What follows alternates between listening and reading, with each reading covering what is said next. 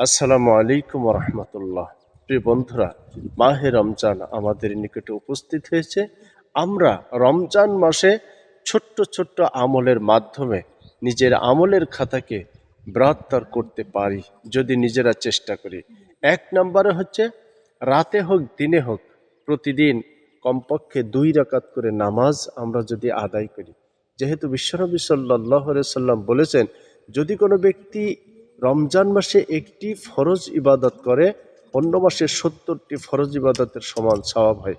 আর যদি রমজান মাসে একটি নফল ইবাদত করা হয়, তাহলে অন্য মাসে একটি ফরজ ইবাদতের সমান সওয়াব তারা আমলনামায় লেখা হয়ে যায়। সুবহানাল্লাহ। যদি আমরা একটি নফল অর্থাৎ 2 রাকাত নামাজ আদায় করতে পারি, তাহলে আল্লাহ রাব্বুল আলামিন নিঃসন্দেহে অন্য মাসের একটা ফরজের সমান সওয়াব আমাদেরকে আমলনামায় দান করবেন।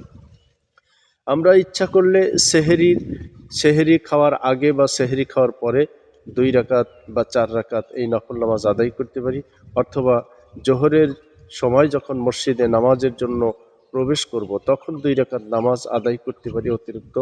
এইভাবে করে আমরা যদি ইচ্ছা করি তাহলে সেটা সম্ভব। 2 নাম্বার হচ্ছে, প্রতিদিন আমরা ইচ্ছা করব, নিয়ত করব, প্রতিদিন একটি করে টাকা হলেও যেন আমরা আল্লাহর পথে ব্যয় করতে পারি। হতে পারে সেটা গরিব মিসকিন এতিম ফকিরকে দিয়ে, অথবা কোনো মসজিদ মাদ্রাসাকে দিয়ে।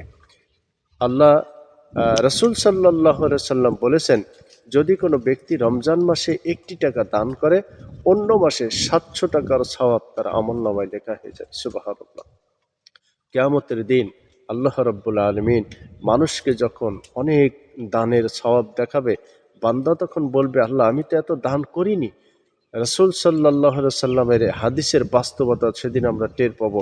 সেদিন আল্লাহর পক্ষ থেকে বলবে যে, বান্দা তুমি রমজান মাসে একটি টাকা দান করেছিলে, সেইটার সওয়াব 700 টাকায় রূপান্তরিত হয়েছে। সেই সওয়াবগুলো আজকে পরিপূর্ণভাবে তোমাকে বুঝিয়ে দেওয়া হচ্ছে। সুবহানাল্লাহ। 3 নাম্বার হচ্ছে, আমরা যদি ইচ্ছা করি প্রতিদিন ছোট্ট ছোট্ট তসবিহ তাহলিল ইস্তেগফার করতে পারি, যেটার মাধ্যমে আল্লাহ তাআলা আমাদের গুনাহ খাতা মাফ করবেন।